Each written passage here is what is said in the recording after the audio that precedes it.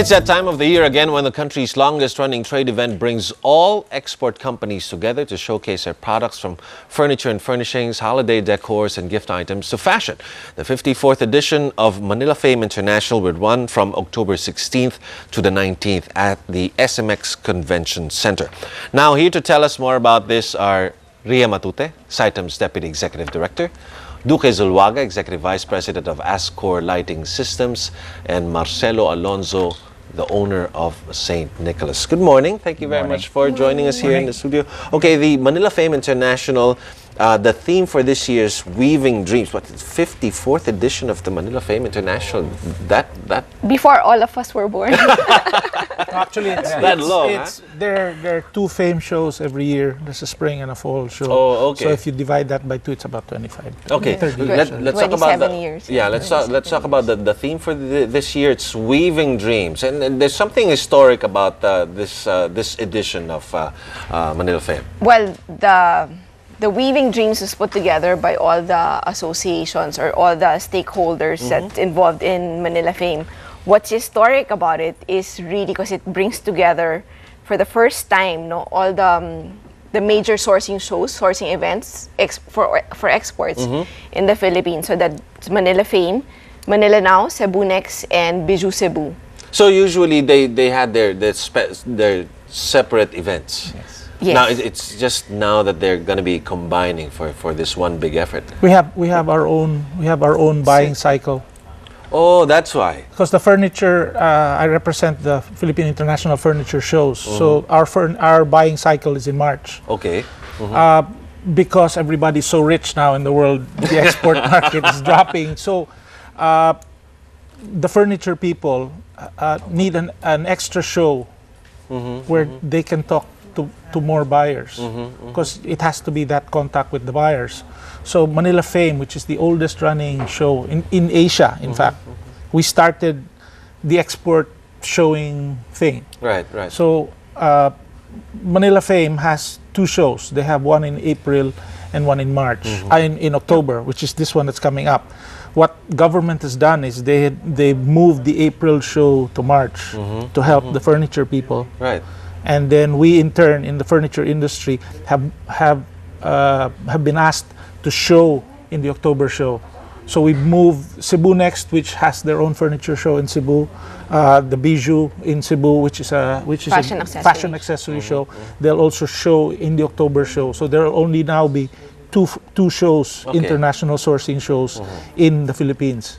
This is to capture whatever's left of the export industry abroad. So they can focus. So when they come to Manila to look in October, they'll find furniture, they'll find Christmas like a one-stop shop. One-stop shop. And it sounds nice because it's one big cooperation between among the different groups. You think this is really going to be advantageous to everyone? I think it's we're expanding the market because, like, for example, the furniture buyer would also need some accessories. For their shop, so they just buy some accessories together with their furniture. And usually, furnitures are bulk, and accessories are smaller pieces. So, and these would help our exporters. We have a sample of that right here, right? Yes. One from the furniture, and then one for the accessories. And they can go there now. And so, will someone be able to guide them on what to buy when you buy this furniture? You can buy this accessory to... Actually, because of the fact that we've been around for so long, the export, it's a focused show. It's focused on exporters. It's focused on export sales, foreign buyers. Right. However, that's been shrinking. It's been shrinking for almost 10 years now. Wow. It's been shrinking because every country now has their own show.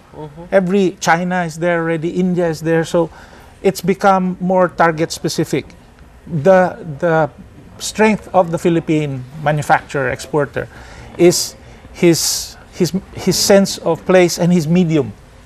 Like, for instance, we have the craft of weaving, but what do we use? We use coconut, we use mactan stone, we use in everything. That's the trend. So in our local market, we used to save 2 days.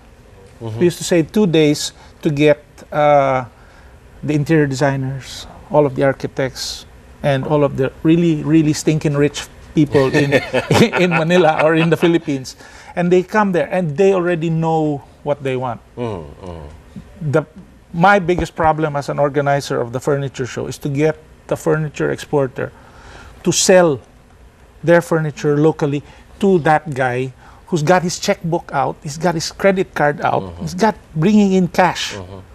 But he doesn't want to, the exporter doesn't want to sell the product to this guy because his sense of export is, I'm going to make this, let's say this chair, and I'm going to sell it to the American market, and I'm going to sell 3,000 pieces of it. Not one piece to you or to your wife, you know? So that scenario has been changing for the last 10 years. Right, so right. more and more. Exporters are now Yeah. more open to sell locally. To sell And locally. Appreciating the strength. surprisingly, the local sales are getting Yes. bigger and bigger as compared to. So we're loving our export products now, huh? sales. Yes. And That's yeah, good. That's there nice is to that know. appreciation There's by the local Yes. market Market, of yes. Philippine-made products. 'Cause- But sometimes there's a problem when you make it for export. Sometimes the price is a bit more on the expensive side. Before, this was the perception before, that since it's going to be exported, it's going to be a little more expensive, and that's why some of us here will not be able to really afford something like it. Have you adjusted the prices, or is there really a change in the price that Well, was made? It like when I make a light, okay, it's priced for retail. Okay. And a buyer comes in, like an foreign buyer comes in and says, your lights are too expensive. And I agree with him. Yes, they are. But how many pieces are you going to buy? Right.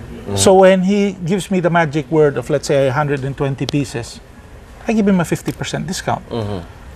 Because he's going to buy, Economies of scale. the economies of Right. scale. Right, So I right, give him right, a 50. Now, if you're talking about the local market, when the locals come, it's not, the shows are not bargain basement. Like if you can't afford to pay 40 pesos for the parking, you can't afford our furniture or our lighting or our accessories.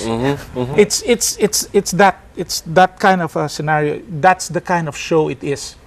That's why. But when interior designers come and they look at the Kenneth Cobonpue chair, or they look at a Milo Naval piece of furniture, and they say, okay, I want to use this in the lobby of the Shangri-La or in the lobby of, so then it becomes really expensive. Right.